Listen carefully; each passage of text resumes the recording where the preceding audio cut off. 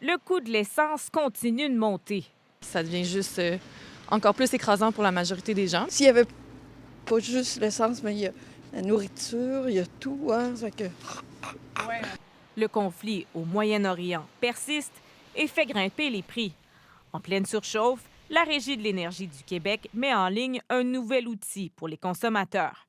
Une carte interactive sur le site de la Régie de l'énergie qui permet de suivre en temps réel les prix de l'essence ordinaire, du super et du diesel dans les quelques 2500 stations-service du Québec.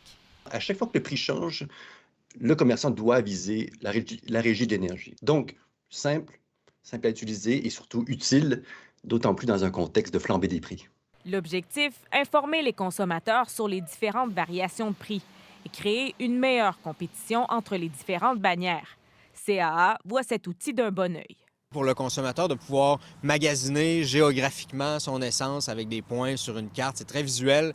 Ça permet effectivement de trouver le meilleur prix. L'effet opposé pourrait toutefois se produire, met en garde les distributeurs. Le site est accessible à toute la population, donc aux consommateurs comme aux détaillants. Donc, ça pourrait peut-être être un couteau à double tranchant. Par exemple, ça pourrait exacerber le parallélisme des prix.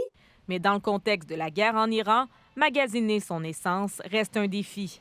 Les stations-service ont peu de marge de manœuvre et la situation n'est pas prête de revenir à la normale, même si le conflit se règle. Avant que la grosse mécanique du pétrole international se remette en place puis retrouve son air d'aller qu'elle avait avant la crise, ça peut prendre quand même quelques semaines, voire quelques mois. Donc, il faut s'habituer à avoir des prix élevés pour encore une bonne partie de l'été, là. La participation des stations-service est obligatoire et découle d'une loi adoptée le printemps dernier.